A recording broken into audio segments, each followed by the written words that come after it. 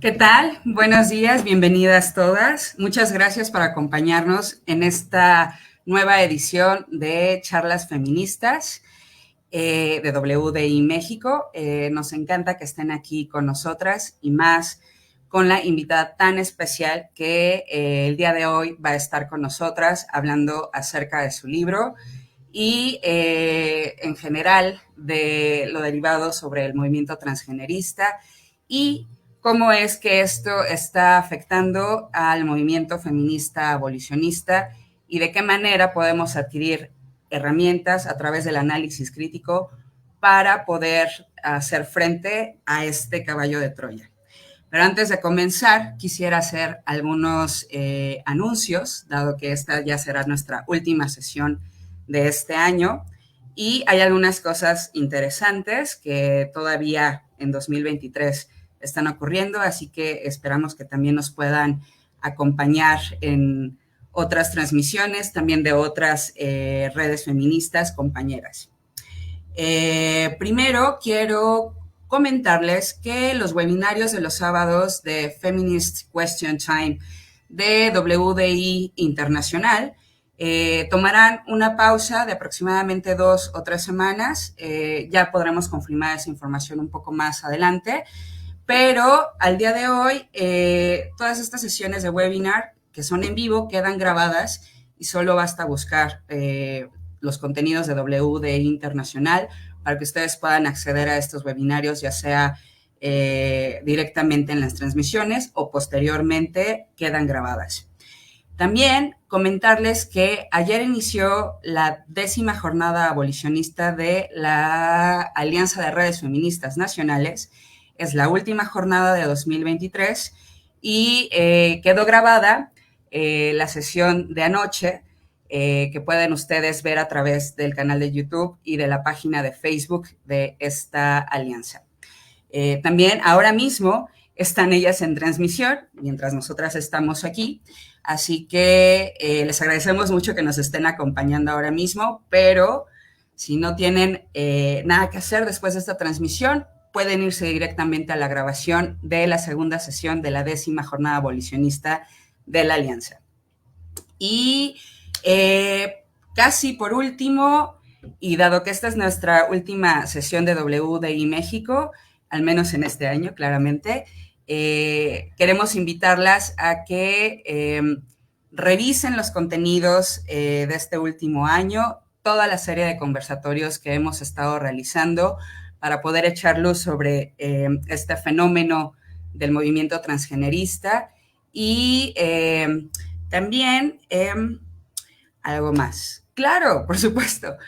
Por favor, lean, firmen y compartan la Declaración Internacional de los Derechos de las Mujeres basados en el sexo y en estas épocas regalen esa sabiduría y esa perla de pensamiento crítico a su parentela femenina, a sus tías, a sus primas, a sus sobrinas, a sus amigas, a sus compañeras de trabajo, con quien puedan compartirlo, háganlo, por favor.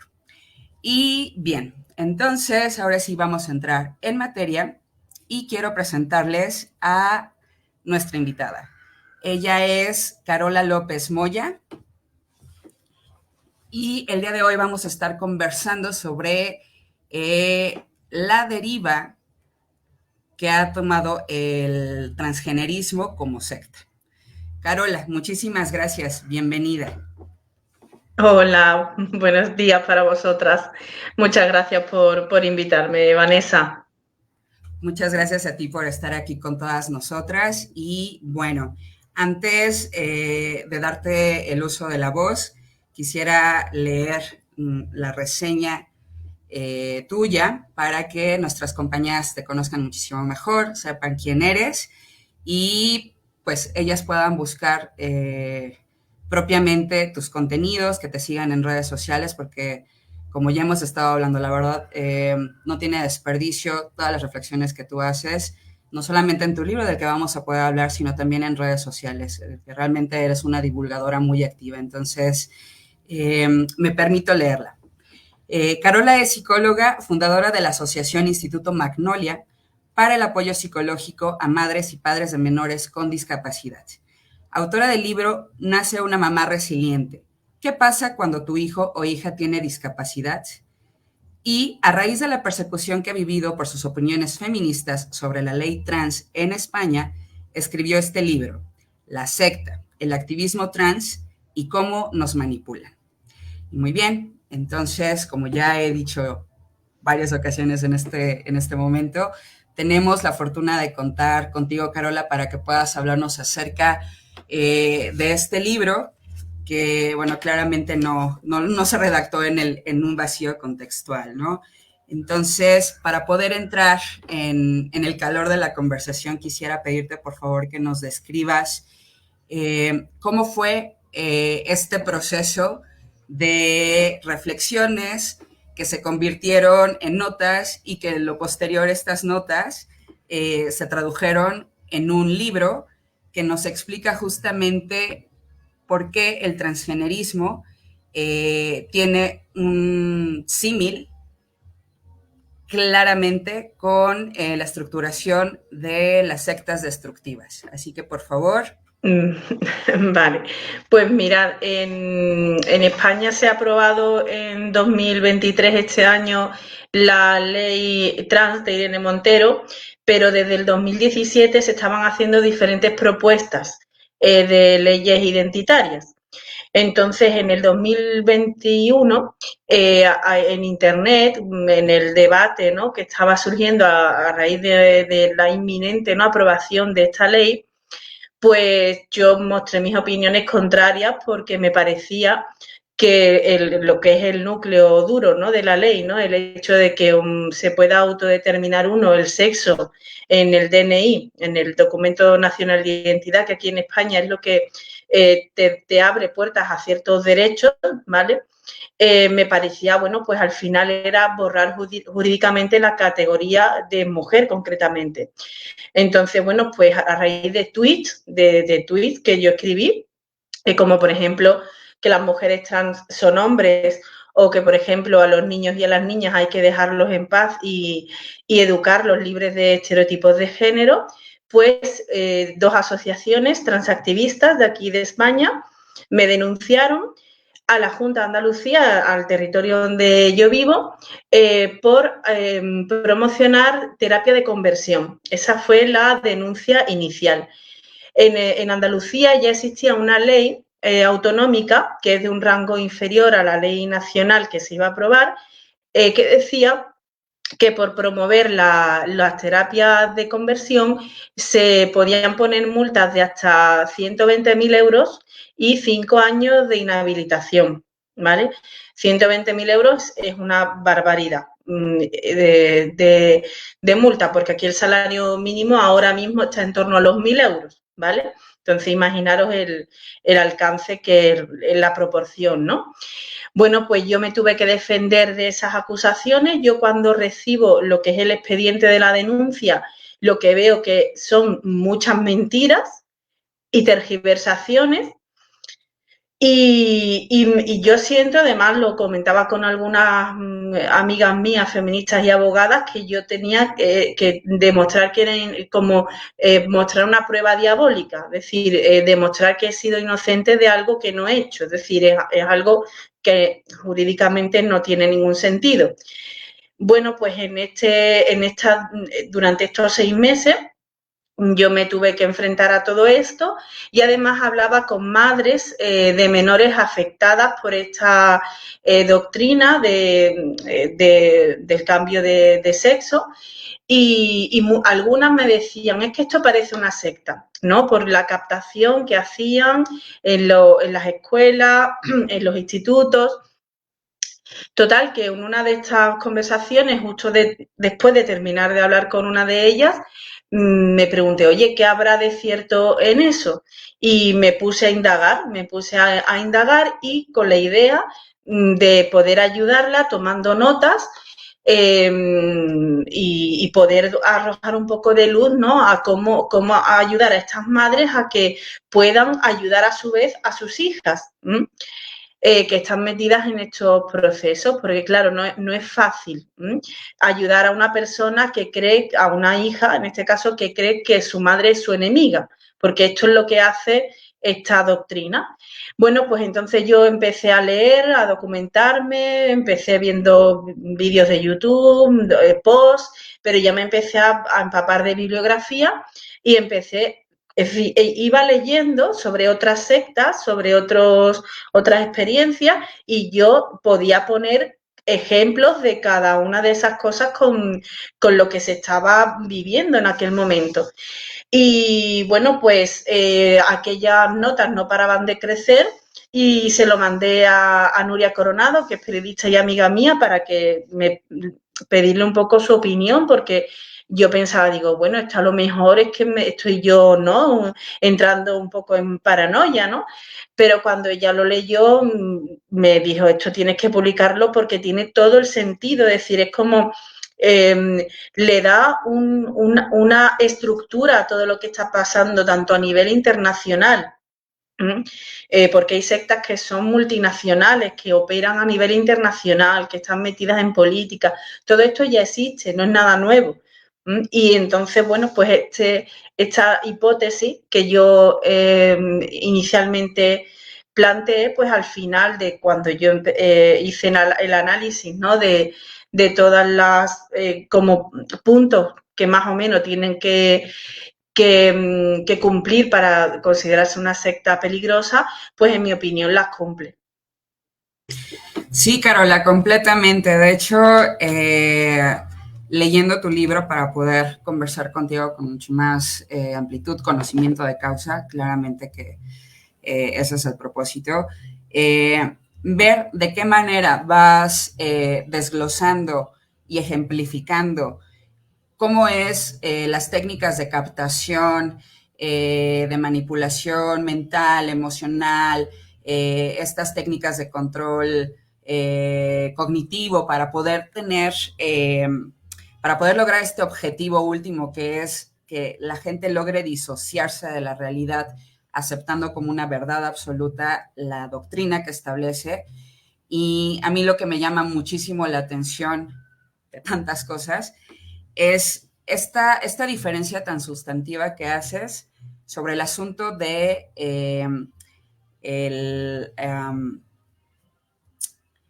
caray, se me acaba de ir la palabra, la persuasión. La persuasión, que es un elemento de la comunicación humana, en tanto estamos todo el tiempo tratando de convencer y siendo convencidos sobre ciertas ideas, y esta delgada línea que hay entre persuadir con argumentos y mostrar consecuencias positivas y negativas respecto a la toma de decisiones que se haga, o sea, mantener en el centro la racionalidad, y por otra parte la persuasión, que tiene que ver con ir escalando en la manipulación, en la coerción, para poder convencer de una forma completamente interesada en términos de abuso hacia las personas, para lograr que estas personas hagan lo que quien les está diciendo que tiene esta verdad de la que se están convenciendo a estas personas, pues entren justamente en esa dinámica perversa de la persuasión, ¿no? También, Carola, algo que me llama mucho la atención, que está entre el prólogo que esta Nuria justamente hace de tu libro, y cómo es que tú describes no solo este proceso que acabas de mencionarnos, sino también cómo es que tú en 2017 estabas también sobre la línea de decir que se trataba de una cuestión de derechos humanos. Y entonces las mujeres trans son mujeres.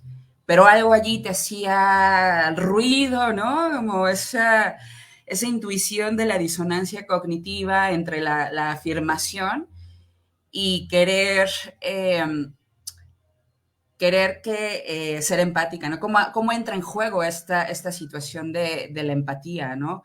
Y pues bueno, creo que claramente con todo este movimiento que nos estamos enfrentando, sí, ciertamente es importante la empatía, no solo por lo que estamos enfrentando, sino en general como una cualidad humana para poder comprender los procesos de otras personas.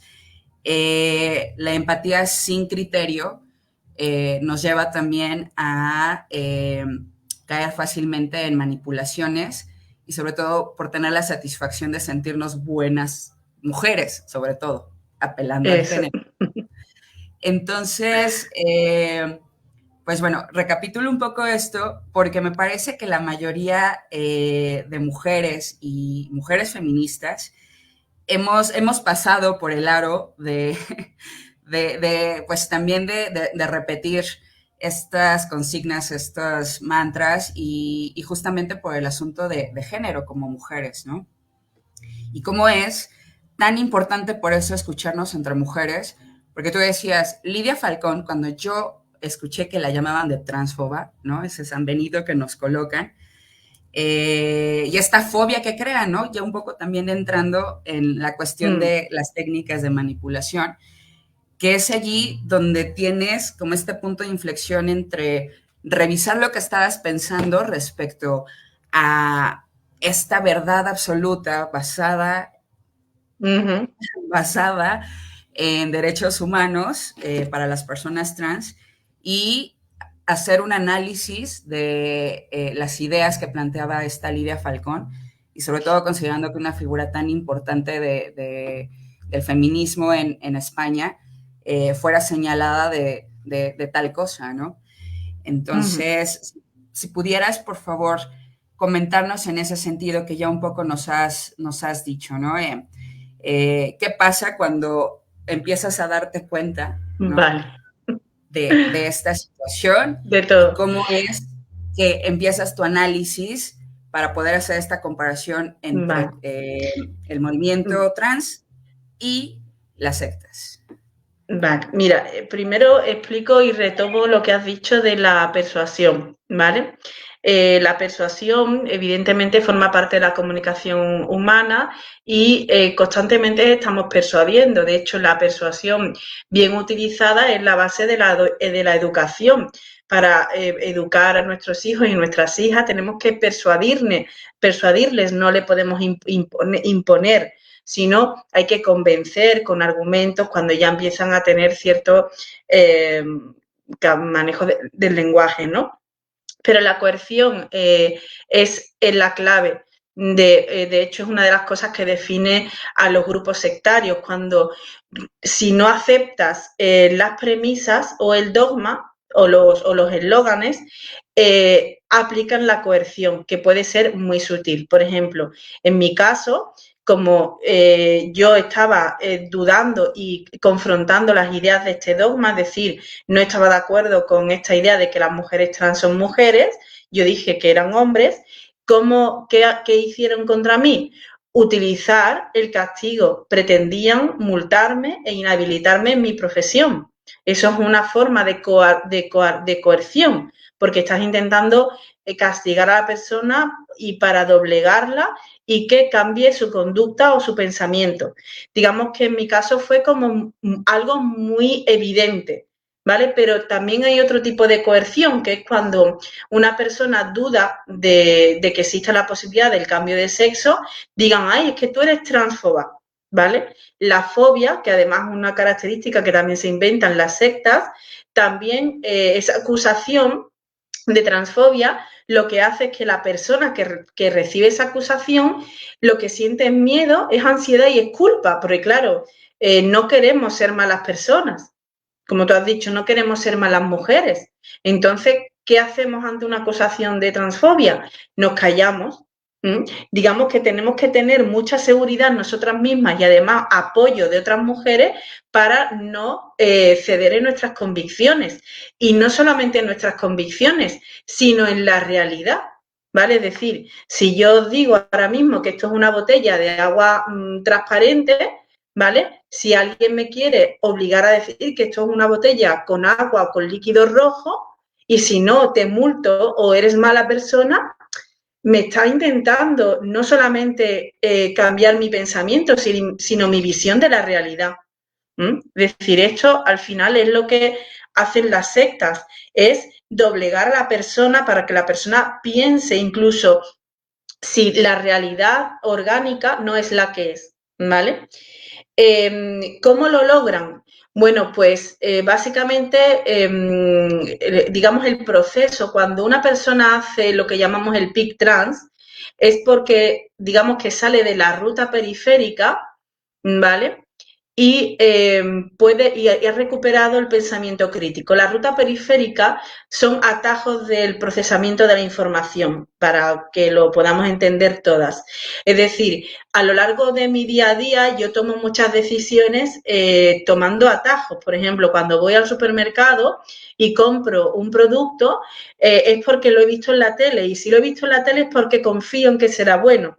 No he hecho un estudio realmente analítico de qué producto es el mejor, sino sencillamente como lo he visto en la tele, y eso es un argumento de autoridad, digamos, ¿vale? Y por eso lo compro. Entonces, la ruta periférica tiene varias, digamos, características. Una de ellas es la autoridad, otra es la coherencia, ¿no? Es como, oye, si eres buena persona, ¿tú cómo no vas a respetar los derechos humanos, ¿no? Del cambio de sexo? También la ruta periférica es lo bonito que nos presentan las cosas, si es algo elegante, ¿vale? Este efecto halo que se llama, ¿no? Si vemos a una persona o un ambiente muy agradable, pensamos que además es saludable, que es bueno, ¿vale? O buena. Entonces, esa es la ruta periférica, es la que coge los atajos emocionales. ¿Qué pasa? Que para poder salir de ahí tenemos que recuperar el pensamiento crítico y empezar a analizar las cosas haciéndonos preguntas. Por ejemplo, cuando algo que a mí me sorprendió cuando yo en el 2018, por ahí, hice mi PIC, fue la realidad del cambio de sexo. Es decir, nos han vendido durante décadas que el cambio de sexo es algo real, pero no es real, es totalmente artificial, es estético. Lo que hay son amputaciones de miembros en los hombres, en las mujeres amputaciones de pecho y cambios que son, digamos, estéticos y disfuncionales, pero provocados por las hormonas, que es algo totalmente artificial, es inducido. Entonces, cuando tú dices, bueno, el cambio de sexo, es el cambio de sexo es algo irreal. Es como si yo digo, cambio de especie. No puedo cambiar de especie. ¿Vale? Es algo falso, es una ficción, pero sin embargo la sociedad entera nos hemos dado cuenta, lo hemos asumido como algo real. Y, y eso es aplicar el pensamiento crítico, es preguntarte, ¿no? Sobre eso. Por ejemplo, las infancias trans, los niños y las niñas que se declaran trans. Que tenemos ahora en España un caso de un chico de 7 años que dice que es una niña y que quiere federarse en el baloncesto, y hay como un pequeño escándalo que se ha montado en esta comunidad de que no le dejan jugar con el equipo de las niñas.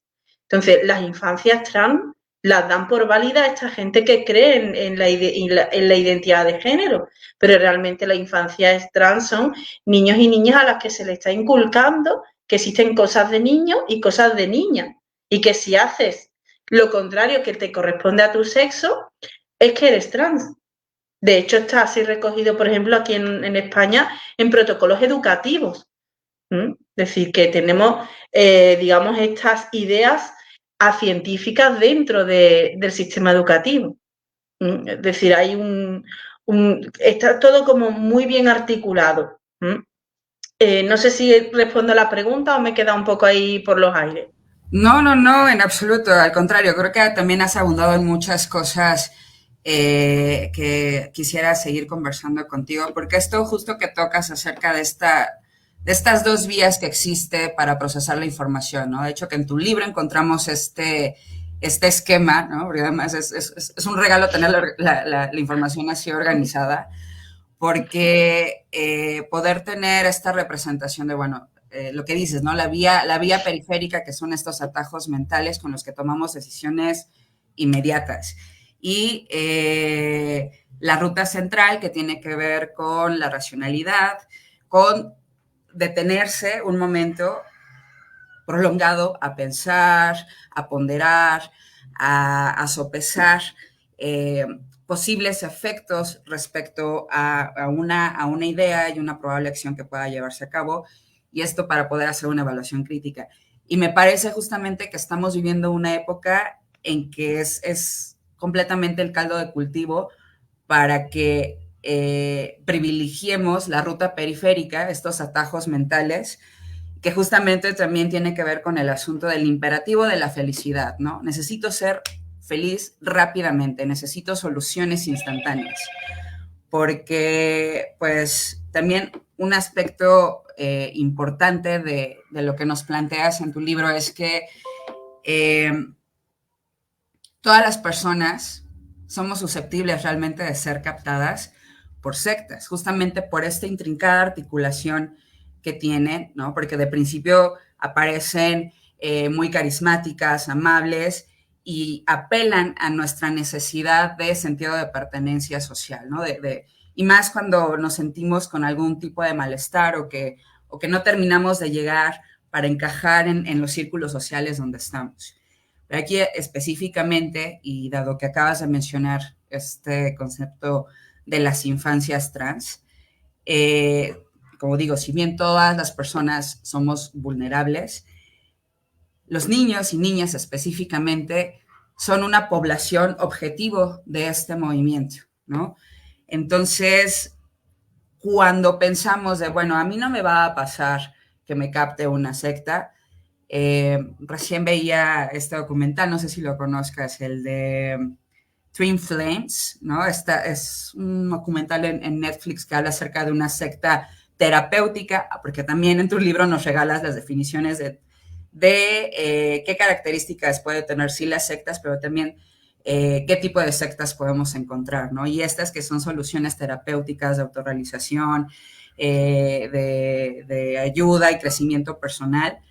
Y una de las reflexiones de madres cuyos hijos e hijas fueron arrastradas a esta secta es que mientras más piensas que no te va a captar una secta, más susceptible puedes llegar a estar de que termines en una, ¿no? Entonces sería estupendo que por favor nos expliques exactamente este asunto acerca de la vulnerabilidad de la infancia hacia este tipo de mensajes y cómo es que han tratado de persuadirnos con ideas pseudocientíficas que pasan por estudios súper sesudos con la academia y con institutos de investigación y con instituciones gubernamentales cooptadas y que financian esta enmienda total a la realidad, sacando papers, libros, revistas, reportajes y colocándolo en medios de comunicación no solo tradicionales o digitales, sino también revistas científicas especializadas. Y entonces, ¿qué pasa si en ese bombardeo constante que estamos de medios de comunicación y específicamente, que como bien dices, ahora que a una niña le gusta el fútbol y es que la verdad es que es como, suena tan gordo, ¿no? Como tener afición, tener una proclividad a que te gusten las actividades deportivas y qué sé yo, otro tipo de intereses que además queríamos desasociar de que son intereses específicamente masculinos, ¿no? O que tengas un carácter fuerte, que seas muy echado para adelante y demás, ¿no? Entonces, que específicamente nos Vale, digas cómo se manifiesta esto en la vale. infancia. Vamos a ir por partes. Efectivamente, tipos de sectas hay muchas.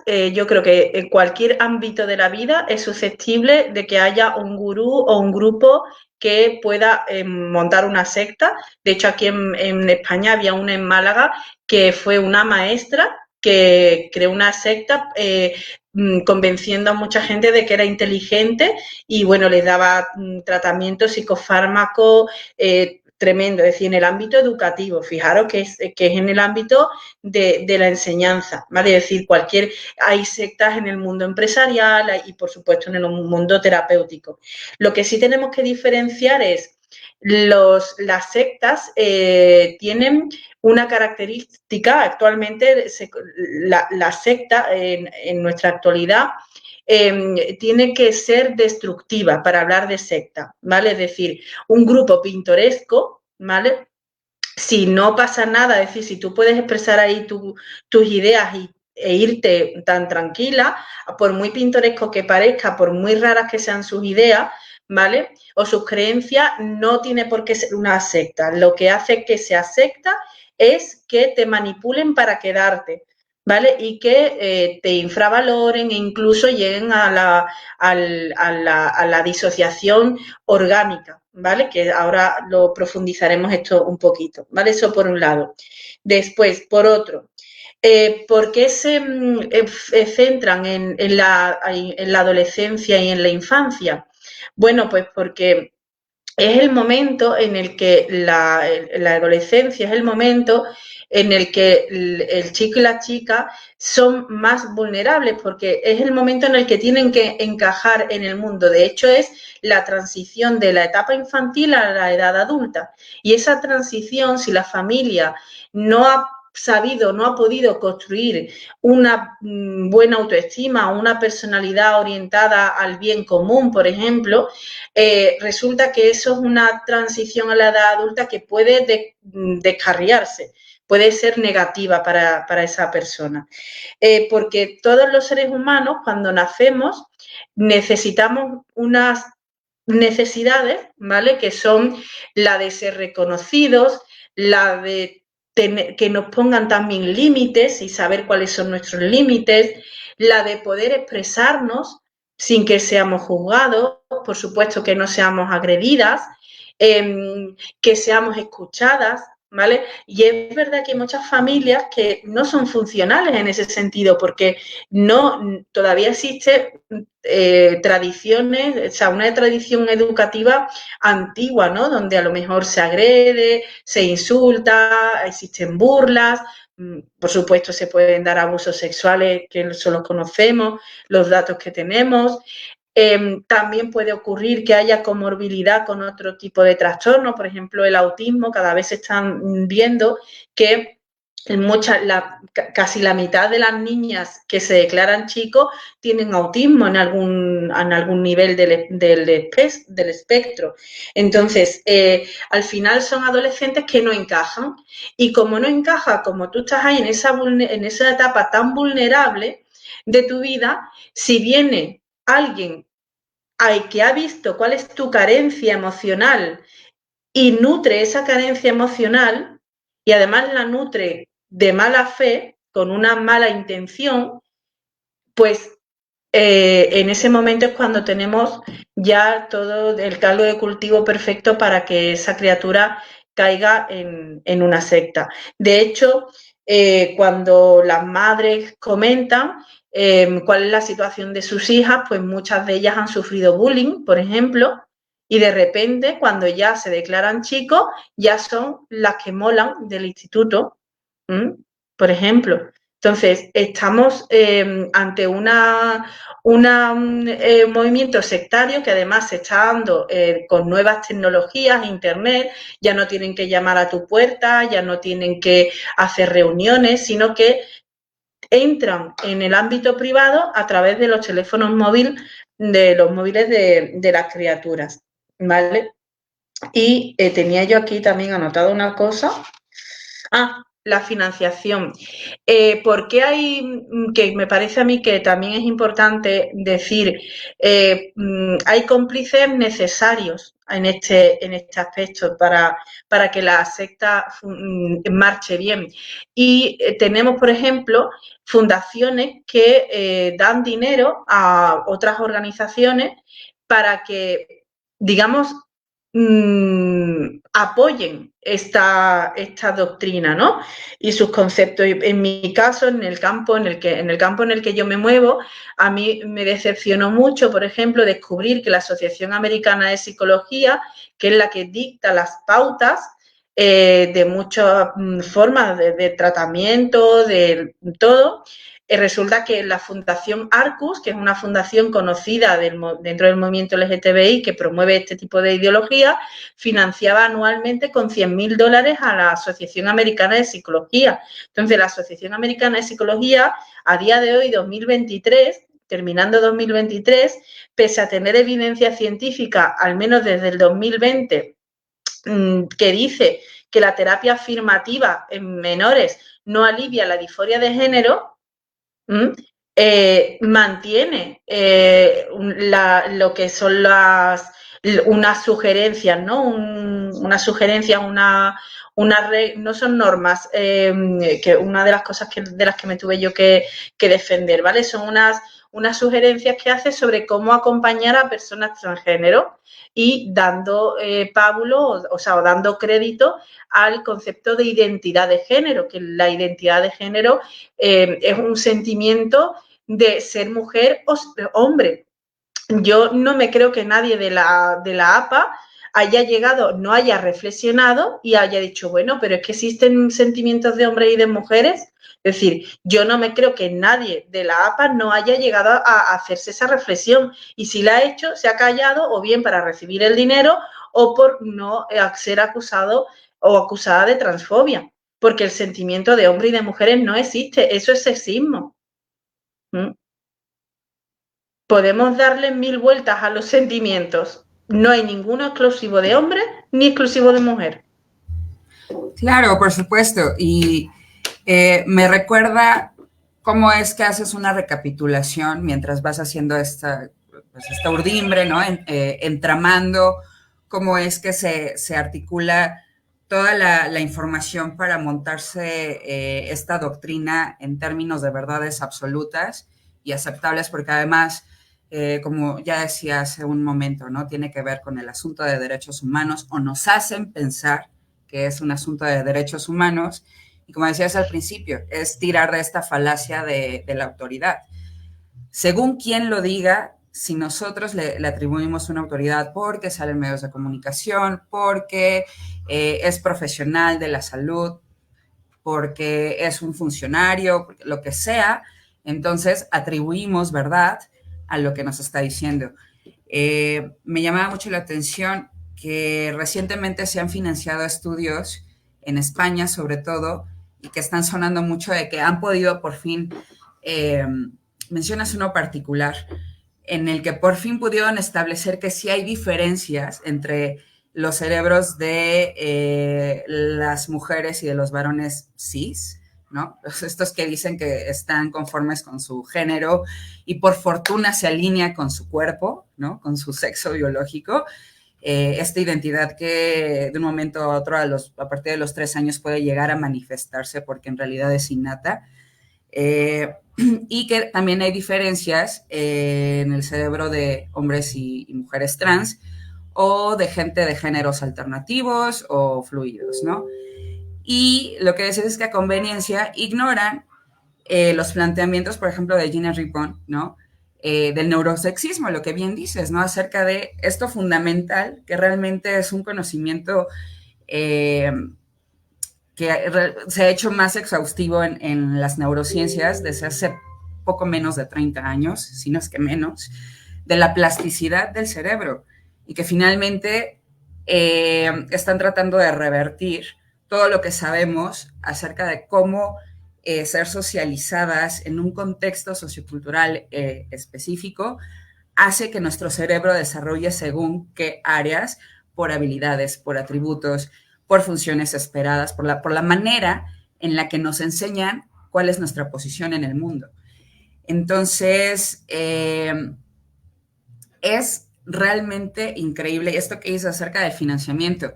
¿Quiénes están pagando, con qué intereses, para que exista este tipo de información que se la da por cierta porque aparece en revistas científicas, o se están dedicando grandes cantidades a este tipo de estudios? Y cuesta trabajo desmontarlos porque aquí también hay una disputa de narrativas y de quién tiene acceso a los medios para hablar sobre estas narrativas. Y lo vinculo justamente al asunto de que nos regresa a que esto es una secta, porque tiene que ver con el control de la información que hace y el control de los medios, y que deciden a qué contenidos específicamente niños y niñas tienen que exponerse, y qué tipo de información también buscar en Internet, porque como bien dices, ya no van puerta por puerta tocando o siendo incluso agresivos. Lo que hacen es desacreditar los argumentos que contradicen estas verdades, estas premisas que presentan como absolutas y sobre todo, e insisto muchísimo en el componente emocional que tiene esto, ¿no? El asunto de eh, que nosotras como mujeres, como humanas, si no creemos en esto, en realidad lo que pasa con nosotras es que somos muy malas personas. Tenemos un sentimiento interno y muy profundo de maldad, en realidad, ¿no? Somos las feministas villanas que nos rehusamos a reconocer la dignidad humana de estas personas, ¿no?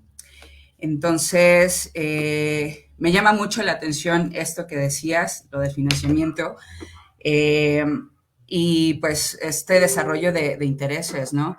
Que hay en relación a que existe esta información y lo contrario, que es precisamente los espacios en los que nosotras como feministas nos han tratado de dejarnos en los márgenes y aún así en los márgenes nos reagrupamos para Claro. poder hacer frente a toda esta desinformación en realidad.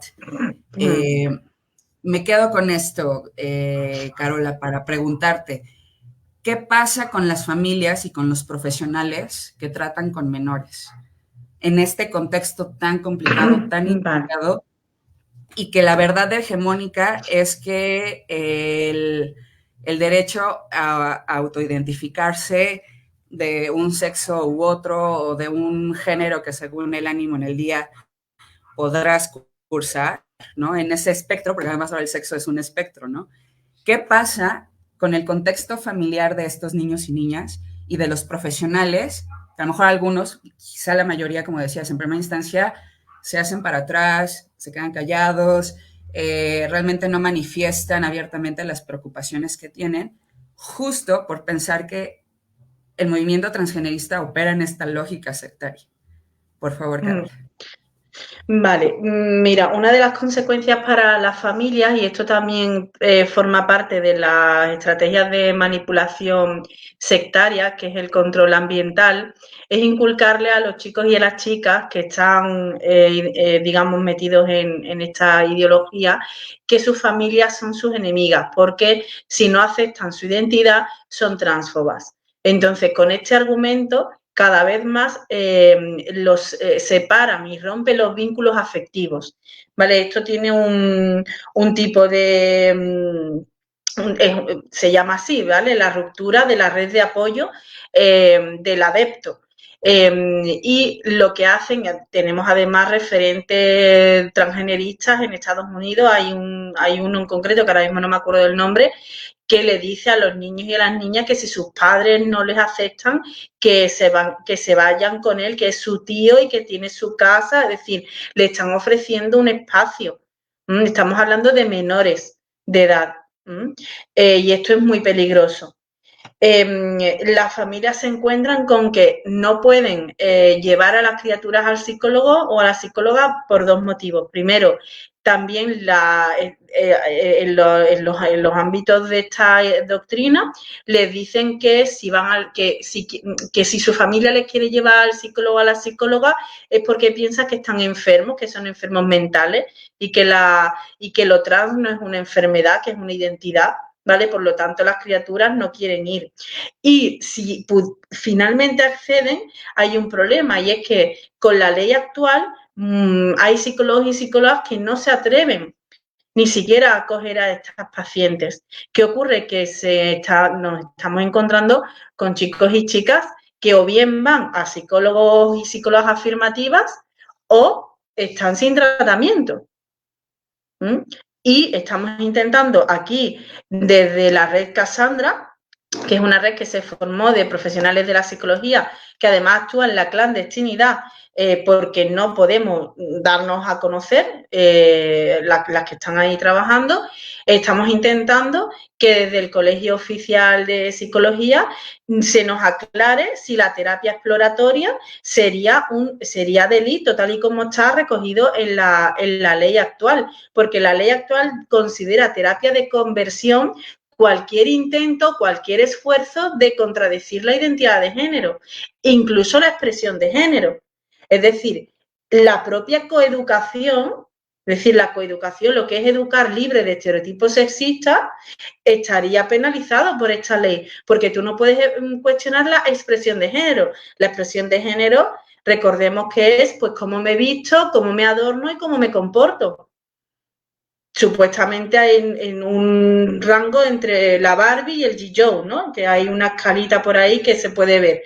Entonces, si yo no puedo reflexionar sobre esto, es decir, si yo ni siquiera le puedo decir a una niña que porque juega al fútbol y le gusten los disfraces de bomberos no pasa nada, no es un niño, ¿vale? Como hay algunas asociaciones que promulgan a través de sus materiales, es que estoy incumpliendo la ley en el ámbito terapéutico, incluso en el ámbito de la docencia. Estamos pidiendo al Colegio Oficial de Psicología que nos aclare si la terapia exploratoria, es decir, si preguntarle a una niña, a un niño o una niña que dice que es chico, preguntarle qué le ha llevado a esa conclusión, si eso sería un delito. Porque si no, los psicólogos y las psicólogas se enfrentan a 150.000 euros de multa y 3 años de inhabilitación. En Reino Unido, creo recordar que el Colegio de Psicología de allí se ha posicionado y ha dicho que no, que la terapia exploratoria no es terapia de conversión.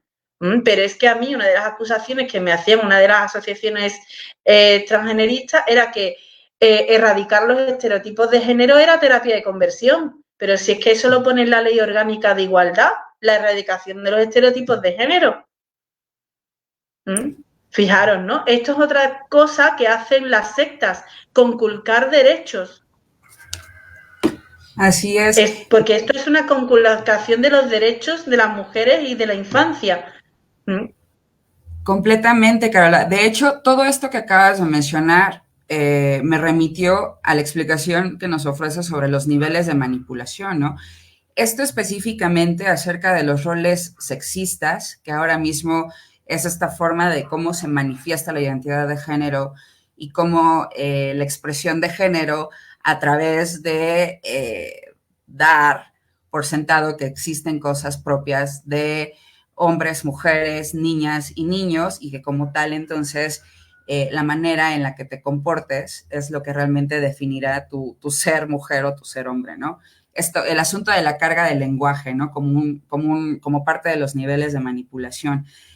Esto entre que para niños, niñas y adolescentes, que es una etapa de la vida tan crítica justamente por estar desarrollándose, que sea mucho más, no quiero relativizarlo, pero que sea mucho más sencillo el hecho de que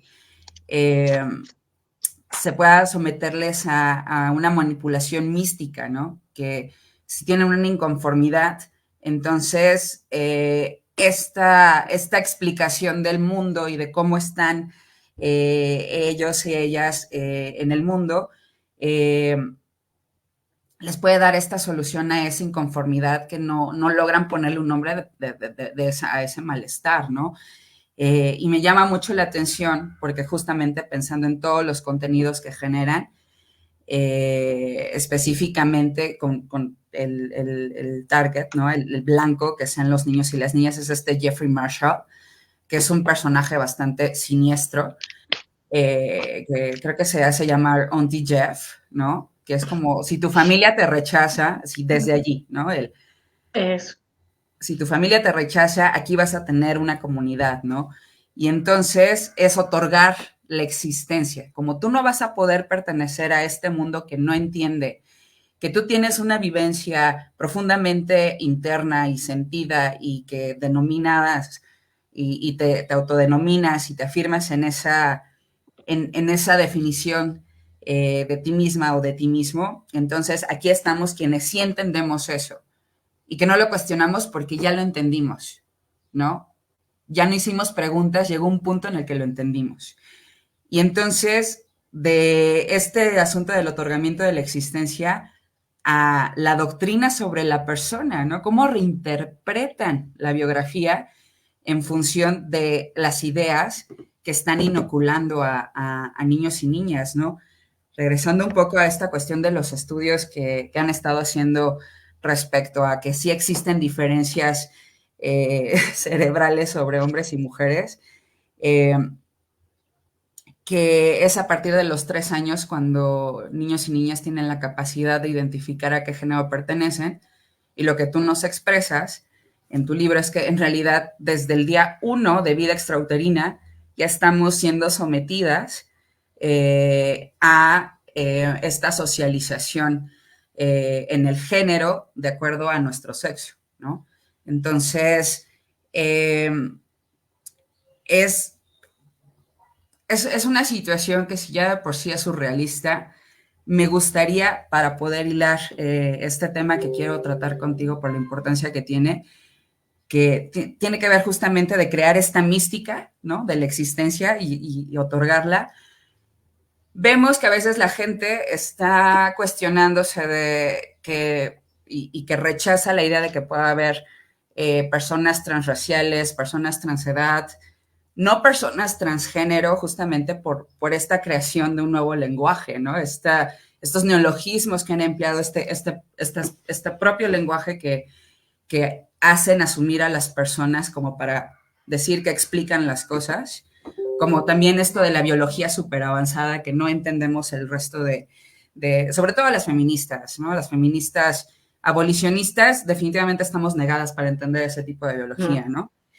Este, eh, eh, el, um, se me fue de pronto la idea que te estaba planteando. Claro, estamos asistiendo, en España específicamente, tendrá quizá hace un mes, este fenómeno que yo sé que a ti particularmente te agarró en curva, que es la transdiscapacidad. Por favor, explícanos qué fue lo que sucedió y cómo Vale. fue que se han posicionado respecto a ello. Me gustaría apuntar algunas cosas de las que dices, porque es muy importante. Por ejemplo, cuando comentas los materiales escolares, los anuncios, todo va dirigido a la venta de la felicidad. Y esto es muy típico de las sectas, ¿vale? Que te venden la solución. Es decir, cuando tú consigas el passing, ¿vale? Parecerte a una mujer, vas a ser feliz. Cuando a la niña se le reconozca su identidad de niño, entonces ya va a ser feliz, ¿vale? Esto es muy típico. Además, bueno, no solamente este hombre que has mencionado, que ya se me ha olvidado el nombre, Jeffrey, bueno, lo has dicho, dice, ¿no? Que si no te aceptan en tu casa, que te vayas con él. Tenemos en Canarias el año pasado un anuncio, en las Islas Canarias, un anuncio por Navidad que decía que si a los chicos y a las chicas trans no les aceptaban, que se fueran con su familia trans. Un anuncio del gobierno de Canarias. Es decir, que esto está metido en nuestra legislación, están los gobiernos metidos en el ajo, ¿vale? Y haciendo este tipo o sea, la ruptura de los vínculos de la gente joven con su familia. Evidentemente la homofobia existe, yo no lo estoy negando, pero cuando hablamos de menores, lo que hay que hacer es una intervención social en esa familia, no separarla, a menos que haya una cuestión de violencia física, ¿vale? Eso es un apunte.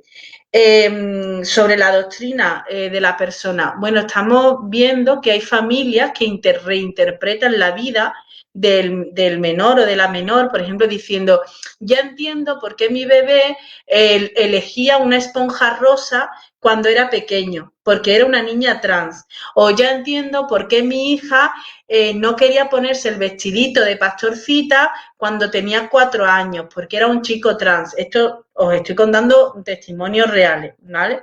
Es decir, el rechazo del chico o la chica a algo, ¿vale? Que supuestamente es del sexo contrario, lo toman como prueba inequívoca de que ya tienen esa identidad. Una identidad que recordemos que es un sentimiento, que evidentemente la educación sexista empieza desde la cuna, incluso desde antes, con la expectativa de lo que vamos, si tenemos un embarazo y es un bebé, niña o niño, ya tenemos una expectativa y tenemos ya la socialización en mente. Entonces, de hecho, hay un experimento muy curioso que se viste a un bebé de azul y se ve las conductas de los adultos y las cosas que le dicen, pues que va a ser fuerte, que va a ser listo, que va a ser un machote, y el mismo bebé se le viste de rosa y se le habla en tono más delicado, se le dice qué bonita es decir, son los adultos, son las familias los que inducen el sexismo, ¿vale? Lo que pasa es que ahora esta doctrina dice que es identidad de género, no habla claramente de lo que es el sexismo, ¿vale? Sobre el tema de la transdiscapacidad, bueno, fue hace un mes que yo vi la noticia a raíz de dos periodistas, Barbie Japuta y Nuria Coronado, pero estos documentos de CERMI llevaban desde el verano y ya Nuria Coronado el año pasado ya escribió sobre este fenómeno, hizo un reportaje con Carmen Arana, que es una mujer con discapacidad referente en España, y nos hablaba de esta situación, es decir, del hecho de admitir que existen, es decir, en la página web del CERMI, yo lo tengo guardado porque lo borró, ponía que existían personas que se identificaban con una discapacidad y se planteaban que tuvieran consideración jurídica como tal, aunque no tuvieran la discapacidad. Porque lo que decía el texto de CERMI es que iban a adaptar el código ético para que se pareciera a la ley trans de Irene Montero. Es decir, hacer un calco de lo que es el sistema sexo-género, pues con la discapacidad. Es decir, yo que en principio no tengo ninguna discapacidad, pero si pienso que soy ciega, pues entonces que me consideren, digamos, ciega jurídicamente. Eso es lo que se estaba planteando, que evidentemente se formó una buena, entre ellas yo protesté y escribí un artículo y se negó eso. Parece que CERMI ha escrito ahora que, bueno, que se estaban preparando para contraargumentarlo, pero los textos que estaban publicados, desde luego, no iban en esa línea. Y es muy preocupante porque estamos hablando de que la discapacidad es una realidad orgánica. Es decir, si tú no caminas es porque tienes un trastorno o una enfermedad que te impide caminar. Y es una realidad orgánica. Permitir, por ejemplo, en Estados Unidos había una mujer que tenía deseos de ser ciega, que eso está tipificado como un trastorno disociativo, y la psicóloga le echó ácido en los ojos y la cegó. Estamos hablando de que se ha perdido el sentido común. Y que un profesional sanitario, en vez de ayudar a esa persona a superar esa disociación que tiene con su cuerpo, ese rechazo, lo que hace es daño, porque está cegando a la persona. Eso no es ético. Y eso aquí se está planteando en España. Entonces, esto es muy grave porque las personas con discapacidad ya tienen muchísimas dificultades para vivir y las personas que les cuidamos, pues imaginaros, ¿no? Claro, por supuesto. Es que como bien dices, o sea, es una realidad orgánica que las personas vivan con alguna discapacidad, tanto como lo es una realidad orgánica la edad, la etnicidad, ¿no? El fenotipo que tenemos, ¿no? Justamente por esta cuestión genética que es. Y Vanessa, solamente un apunte porque no quiero que se me escape la idea porque es muy importante. El transgenerismo lo que hace es que te inculca una idea falsa de la identidad de género, pretende sustituir la identidad de género por tu identidad, la que tú tenías, porque las personas construimos nuestra identidad. Es decir, es muy importante porque las sectas sustituyen una identidad sectaria por la tuya, ¿vale? Y ahora, además, fomentan la disociación orgánica, la disociación de tu realidad orgánica, que además muchas, y esto es lo más grave, utilizan métodos farmacológicos y quirúrgicos que dañan irreparablemente el cuerpo. Y es lo que estamos viendo, porque lo mismo es que una psicóloga le eche ácido en los ojos a una mujer que quiere ser ciega, que un cirujano o cirujana le ampute los pechos a una niña porque quiere ser chico. La disociación y la intervención farmacoquirúrgica irreversible que daña los cuerpos de los niños y de las niñas, para mí es como ya la guinda de este pastel, de esta deriva sectaria, de este movimiento sectario, que lo que hace es daño a los chicos y a las chicas, y a las mujeres y a los hombres, que entran en esta dinámica.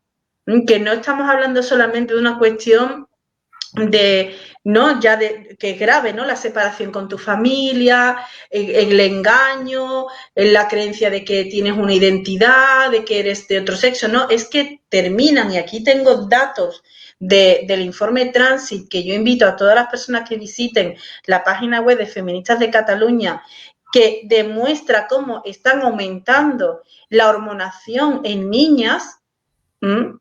En la última década, es decir, que es falso que esté bajando, es que cada vez hay más niñas que salen con hormonas de las consultas, que en Andalucía se permite, en mi región se permite la hormonación sin ningún informe médico ni nada, solamente porque la criatura diga que es trans en la pubertad, a partir de los 8 o 9 años. Estamos hablando de bloqueadores hormonales que inducen enfermedades a los menores. Es una situación, Carola, que la verdad, o sea, cada vez que, y nosotras que estamos en constante contacto con esta realidad, o sea, no deja de sorprender realmente, ¿no? Esto de que decías importantísimo, el asunto de la destrucción de la personalidad previa a entrar en contacto con estas ideas sectarias, ¿no? De la propia doctrina de esta verdad absoluta que tiene o que dice tener el movimiento transgenerista, para que a partir de esas ideas puedan construir una nueva personalidad en estos niños, en estas niñas, adolescentes, que sea dócil, que sea sumisa y que les permita entonces realmente controlar su entorno social y también pues sus relaciones afectivas o incluso empujar a que rechacen a su contexto social y familiar, ¿no? Solamente para poder acotar, CERMI, que era lo que estábamos hablando hace un momento, que es el Comité Español de Representantes de Personas con Discapacidad, para contextualizar aquí en México y América Latina, respecto a que es una institución que se supone, ¿no?, que vela por el bienestar de las personas con discapacidad, plantear con la seriedad que se supondría de esta institución, que existe también la posibilidad de que se pueda una persona autopercibir discapacitada y que eso también tendría que empezar a discutirse en términos de no ya que sea un derecho, sino de cómo se tiene que garantizar ese derecho. Y es allí donde también entramos en ese terreno bastante intrincado de la conculcación, ¿no? De la violación a los derechos que ya se tienen y que muchas veces también es solamente una formalidad en papeles, ¿no? Pero que no existen los mecanismos o son deficientes realmente para poder interpelar algún ejercicio sustantivo de esos derechos, ¿no? Carola, justamente de esta situación de la transdiscapacidad, que te vimos a ti muy activa justamente tratando de entrar en una discusión con el CERMI, con este comité. También Barbie Jabuta, justamente quizá hace dos semanas, justo habló de esta situación y me parece que es un poco que también nos redondea el que la gente, como ya tiene muy asumido por este buenismo que se puede cambiar de sexo con solo pensarlo y pensarlo muy intensamente, no hay margen para el cuestionamiento en ello, ¿no? Pero creo que también esto, por ejemplo, lo que decía hace poco, la realidad orgánica, ¿no? Tanto de la edad, la pertenencia étnica, y esto, tener una condición de ser una persona con discapacidad, hace que de alguna manera mucha gente le dé un giro a esa tuerca y realmente pueda empezar a pensar sobre realmente qué tan verídica es la información que constantemente estamos recibiendo, ¿no? Respecto a todo este movimiento transgenerista, que además es una arista del transhumanismo, en realidad, ¿no? Como esta cuestión de la hibridación de los seres humanos con la tecnología, ¿no? Y estas mejoras solamente vendidas como no una cuestión de salud, sino como una cuestión de poder prácticamente tomar el proceso evolutivo de los seres humanos en nuestras propias manos, ¿no? Esta inducción de cómo hemos de evolucionar, no porque la caprichosa biología continúe su curso, sino que nosotros como humanidad lo hagamos, ¿no? Y redondeando el asunto de la conculcación de derechos, mucho transhumanismo para los varones, pero mucha explotación sexual y sobre todo reproductiva y por partes del cuerpo de las mujeres, ¿no? Entonces, Carola, yo te agradezco mucho que nos hayas podido hablar particularmente de esta situación porque estamos seguras de que esto seguramente sacudió bastantes conciencias respecto a tener tanta claridad que la discapacidad es una condición orgánica, ¿no? Como para decir que alguien puede asumir, por mucha reflexión previa que haya hecho antes de salir a expresar esta existencia mística que tiene, que no hay forma de aceptar que te hagan participar en esa distorsión de la realidad y sobre todo con una población particularmente vulnerable, ¿no? Y que tanto ha luchado por hacerse un espacio en el mundo para que se les escuche y se atiendan sus necesidades y para salir con esta batea de babas de que si lo sentimos, si lo pensamos, lo manifestamos, entonces lo somos, ¿no? Carola, me gustaría preguntar a mi colega Fernanda si hay alguna pregunta o algún comentario para ti de nuestras compañeras que nos están mirando ahora mismo, que también yo misma tengo también algunas. América nos dice, ¿es el transactivismo la nueva terapia de conversión? Efectivamente, efectivamente. Claro. De hecho, en el DSM-5, en los manuales que yo estudiaba hace veintitantos años, ya decían que muchas personas que creían ser transexuales, al final, si no se hacía nada, es decir, si sencillamente se dejaba pasar el tiempo, se declaraban personas homosexuales. Lo que hay en esa etapa es confusión sobre tu sexualidad. Entonces, claro, y mucha homofobia. ¿Vale? Si resulta que eres un chico homosexual, hay que ver que me van a gustar los hombres, eso cómo va a ser. Y es más fácil que, de hecho, lo nombro en el libro, de un testimonio de una familia que cuando su hijo dice que es una mujer, el padre se queda aliviado porque ya entiende que, bueno, que es una mujer, no es un hombre gay. Entonces, claro que es terapia de conversión. Totalmente.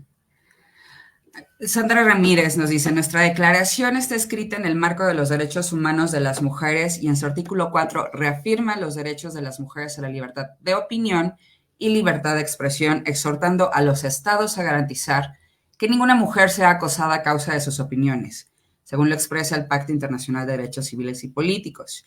Esto debe comprender el derecho a mantener y expresar opiniones sobre la identidad de género. Continúa el comentario, pero se corta un poco. Y esto me remite a una pregunta que nuestra queridísima Laura Lecona envía para ti. Es, ¿cómo hace Deusto, la editorial, espero que lo haya pronunciado bien, Deusto, para publicar libros como el tuyo o el de Abigail Shrier y los de Rusty y de Pérez Álvarez? A esta editorial no la acosan los activistas, o cómo fue posible que tu libro transitara a hacer una publicación desde la reflexión que empezaste a hacer, por ejemplo, y hablando justo del asunto de libertad de pensamiento. Vale, pues mira, precisamente la acusación que a mí me hicieron las dos asociaciones transactivistas La Junta de Andalucía finalmente determinó, lo archivó por dos motivos. Primero, porque yo estaba haciendo uso de mi libertad de expresión en redes sociales y segundo, porque Twitter no es ningún contexto terapéutico, no se puede hacer terapia a través de Twitter. En España tenemos la Constitución y tenemos la libertad de expresión, que de momento parece que está funcionando en este caso y sí es cierto que Deusto es una editorial que ha sido valiente y ha apostado por esta temática. Yo sí me he encontrado la primera editorial a la que yo le propuse el borrador de mi libro, primero me dijo que sí y a los meses, que teníamos muy poco margen para su publicación, me dijo que no porque era un libro transfobo, me vino a decir, ¿vale? Es decir, dentro de las editoriales también hay presiones para que no se publiquen. Y bueno, por supuesto también el control de la información que se intenta hacer, como en la presentación del libro en el mes de octubre, que me lo anularon porque la librería no quiso hacer la presentación. Entonces, bueno, pues hay editoriales que sí apuestan por esto porque todavía tenemos libertad de expresión. Pues qué fortuna de verdad, Carola, porque sí, efectivamente, creo que quizá ya quedan pocas que en realidad apelan firmemente a esta libertad de pensamiento y de expresión, y sobre todo de participar en generar un debate sumamente necesario sobre esta temática, ¿no? Muy bien. Iniciativa Ciudadana Tibavita. ¿Cómo se puede amplificar los testimonios de sobrevivencia y apoyar a las personas de transicionadoras? Carola, ¿cómo ves esto? Y relacionado sobre todo con las familias que también han sido afectadas por esta situación de tener hijas, hijos, pero hijas sobre todo, que pasan por este proceso, que algunas pueden desistir y otras en realidad que si ya se pusieron en el camino de la transición, de transición, o lo que se llama una de transición. Sí, en este caso hay que tener en cuenta que las personas que salen en general de una secta pueden sentir vergüenza, pueden sentir miedo al nuevo contexto, también incluso creer que defraudan a su familia, que a lo mejor inicialmente les apoyaron. No es un proceso fácil. Es decir, yo no lo llamaría ni de transicionar ni nada porque realmente no se transiciona nada, sencillamente se recupera el pensamiento crítico, se recupera el control de la vida de una misma y se sale de una secta, de una doctrina sectaria.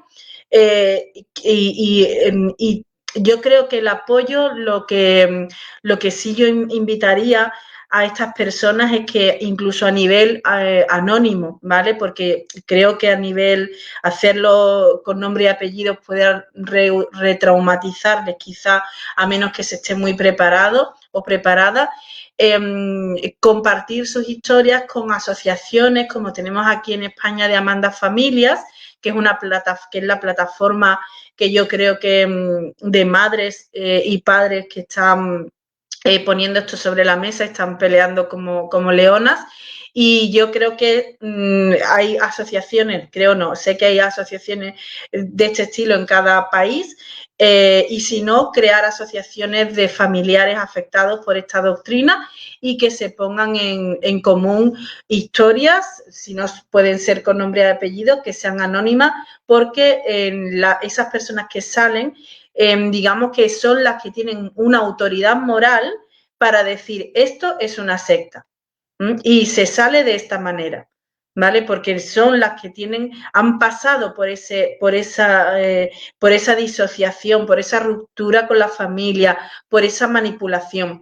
Yo creo que animo a quien me esté escuchando, si son madres o padres afectados, si no están en España, que vayan a asociaciones como las de Amanda y si no, yo os animo a que las creéis.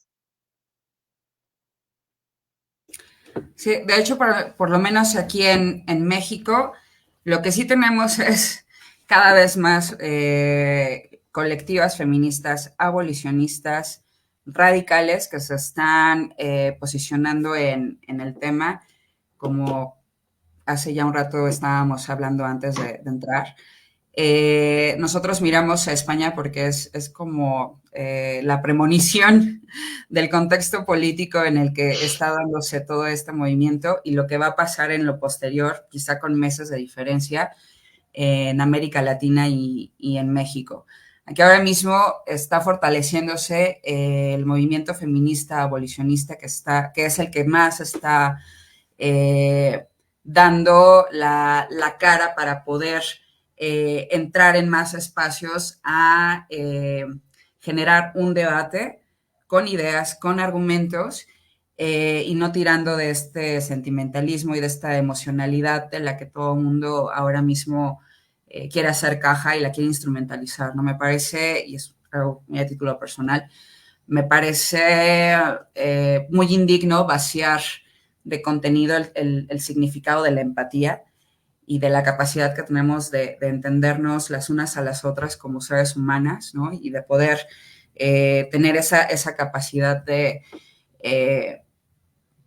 mirar cuál es el contexto y la situación de otras personas y convertir eso ahora mismo en una manipulación y una carta abierta a que si no estamos de acuerdo con tu manera de entender el mundo, entonces estamos en tu contra, ¿no? Que es justamente la creación de esa fobia y de ese, si no estás conmigo, estás en mi contra, ¿no? Exacto, exacto. Insisto, es justamente el asunto sectario, no solo el asunto, es como, es toda eh, la base que integra y donde podemos ver justamente, como explicas en tu libro. Por favor, si nos puedes mostrar la tapa de tu Ay, libro, sí. por favor, para que lo adquieran acá en México y Así. América Latina también me imaginaré. Está en plataformas digitales.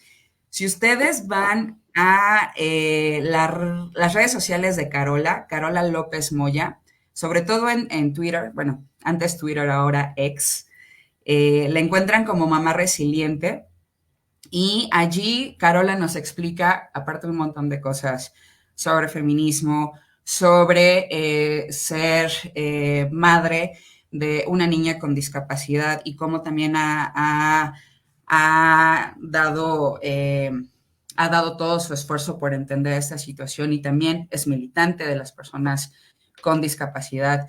Y específicamente, Carola, tengo entendido que tu atención está centrada en mujeres y madres que están en esta situación de ser cuidadoras de hijos e hijas con discapacidad.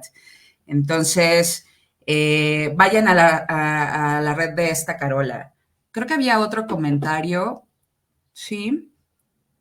Ah, mira, la banda amenaza. Carola, ¿has notado que a partir de tu libro hay más personas que pueden ver el peligro del transgenerismo? Porque yo me encuentro con que la mayoría de la gente ve el sinsentido, pero solo lo ignora o les da por su lado, porque no alcanzan a ver el peligro que es y que entiendan eso me parece lo más complicado, que entiendan las implicaciones.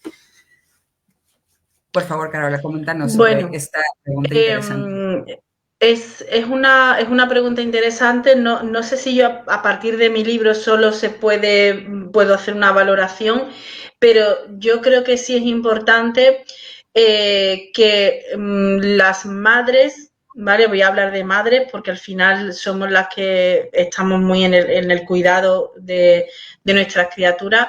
Estemos pendientes en las escuelas porque es donde se da un mayor nivel de proselitismo y en las redes sociales de nuestras criaturas. No dejar a los niños y a las niñas solos, ¿vale? Es verdad que la gente pasa porque eso es algo lejano, además tú cuando lo cuentas es tan absurdo que mucha gente dice, pero eso ¿cómo va a ser? ¿Cómo va a poner eso en la ley? ¿Cómo va a poner en la ley que si yo no quiero hormonar a mi hijo o mi hija me pueden retirar la custodia? Pues que lo pone, ¿vale? Y eso las familias no lo saben. Y como las familias no lo saben, no se mueven, ¿vale? Entonces yo creo que mi libro también puede ser una herramienta de difusión, porque yo intento además ser muy pedagógica y poner las cosas, no solamente mencionarlo, sino pongo el articulado de la ley, cito las palabras de la ley, porque las madres, muchas desconocen, las madres y los padres desconocen, por ejemplo, que aquí en Andalucía tenemos un protocolo trans que dice que si un docente ve a un niño o a una niña que no se comporta según su sexo, ¿vale? Hay que informar a la familia de que algo va mal. Es decir, si el niño está jugando con muñecas y le gustan los coleteros, hay que llamar a la familia para decir que es una niña trans y te van a remitir a asociaciones transgeneristas. Y eso lo pone en un protocolo educativo de la Junta de Andalucía. Entonces, muchas familias se enteran de que su hijo ha transicionado socialmente, es decir, que le han cambiado el nombre en el colegio cuando ya no pueden hacer nada. Es decir, creo que sí es verdad que hay muchas familias que creen que esto no les va a tocar, pero creo que tenemos que hacer mucha pedagogía y avisar de que estén pendientes. Por completo, Carola, definitivamente, y más por este asunto de que las madres y los padres, pero ciertamente las madres mucho más, está en esa disyuntiva entre la forma en la que me dicen que puedo ayudar a mi hija o a mi hijo es afirmarlo en lo que dice que es su identidad de género o llevarlo a una atención psicológica que observe, que contemple, que sea, que espere a ver cómo se desarrolla y poder ver si existe quizá otros factores que en realidad han detonado esta problemática o este malestar, ¿no? Entonces,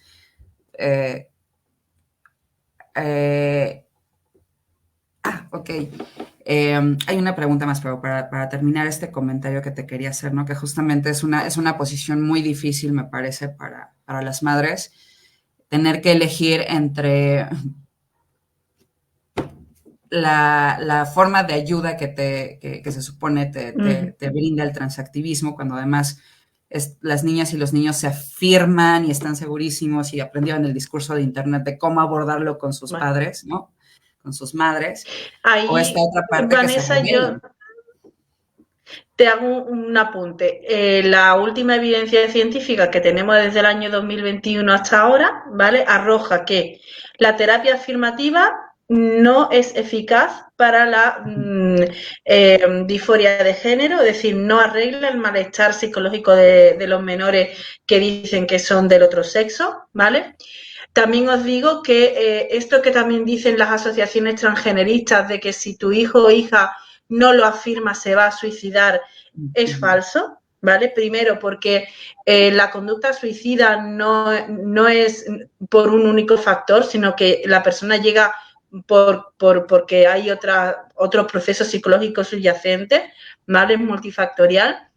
Y también que lo que se ha demostrado con estudios longitudinales es que cuando se ha hecho la transición aumenta la tasa de suicidio. ¿Vale? Es decir, cuando las familias no sepan qué hacer, lo mejor es acudir a la evidencia científica, que además yo en el libro pongo, hay páginas web, hay, ¿vale?, sitios donde se puede mirar. Y una de las últimas medidas que ha tomado Reino Unido es considerar la transición social como una intervención psicológica. Por lo tanto, no se puede hacer, porque tiene unos efectos. Tú a la criatura le dices, a un niño le dices que es una niña con 5 añitos y lo más probable es que termine con bloqueadores hormonales, con hormonación cruzada y finalmente con cirugía. Es decir, es como si lo montaras en una cinta transportadora hacia el daño irreversible. Entonces, para las familias es muy importante que si el menor no es o la menor no está todavía metida en este mundo, ¿vale? Le inculquen principios básicos feministas y de la coeducación para digamos, poder tener una base. Y por supuesto, en el colegio estar muy pendientes de si hacen esto de la transición social, porque desde luego eso es una intervención psicológica que no pueden hacerla sin el permiso de los padres, ¿vale? Y aún así, con esto que mencionas, Carola, hemos visto que, por ejemplo, en España que existen estos protocolos para que los docentes hagan de policías del género, ¿no? Y muchas veces, y lo que está pasando es que aun cuando no tendrían el derecho a hacer esta transición social, muchas veces empiezan a darle un trato de afirmación social a los Claro. niños y a las niñas en las escuelas sin avisarle a las madres y a los padres de que esto está sucediendo. Muy bien, mira, hay una última pregunta que me parece que es entusiasta en su afirmación y esperemos. Trufa Cecilia nos dice, ¿qué tan cercano ves el fin del secuestro institucional por el activismo trans? Pues mira, cuando empiezan los estados a tomar medidas y frenar la terapia afirmativa, frenar la hormonación, cuando hay demandas judiciales, y al hilo de lo que estábamos hablando antes, ¿vale? Si un colegio empieza a hacer una intervención psicosocial sin el permiso de los padres, ¿es susceptible de poner una demanda? Si un psicólogo o psicóloga ahora, en el año 2023, con los datos y la evidencia científica que ya tenemos, sugiere la afirmación, la terapia afirmativa, también es susceptible de demanda. Si un médico o una médica sugiere hormona a las criaturas, es susceptible de demanda porque se tiene que acoger a la evidencia científica. ¿Vale? Es decir, hasta que no haya demandas millonarias, no se va a frenar, porque al fin y al cabo, una de las cosas también que es característica de las sectas es que lo que quieren es dinero. La cirugía y la hormonación de las criaturas dan dinero. En el libro de la asistencia del sexo de Caxa X Ekman, ella hace un cálculo y después en su investigación dice que los 5 primeros años de la transición, entre comillas, ¿vale? Supone un coste de $500.000. Solamente los 5 primeros años. Entonces, si tenemos en las escuelas a niños y niñas que se creen chicos y chicas, al contrario, ¿vale? Es decir, que son trans, pues imaginaros el negocio que supone esto. ¿Cómo se frena este negocio? Cuando sea el Estado, porque además en España, por ejemplo, como se subvencionan las operaciones, se intenta que se haga por lo público, pues cuando sea el Estado el que tenga que pagar millones de euros por negligencias, será cuando se empiecen a tomar medidas y a retirar estas normas. Yo no sé exactamente cuándo, pero, por ejemplo, en Reino Unido han tardado 10 años en ver las consecuencias de esas leyes identitarias o normas identitarias que ya tenían. ¿Vale? Yo animo a la gente a poner demandas. Yo sé que cuesta dinero, pero si hace falta, se hacen crowdfunding, se hacen colectas, como sea, pero hay que poner demandas. Muchísimas gracias, Carola. Pues de verdad te agradezco y te agradecemos desde WDI México que hayas aceptado platicar con nosotras este sábado, la tarde para ti, la mañana para nosotras.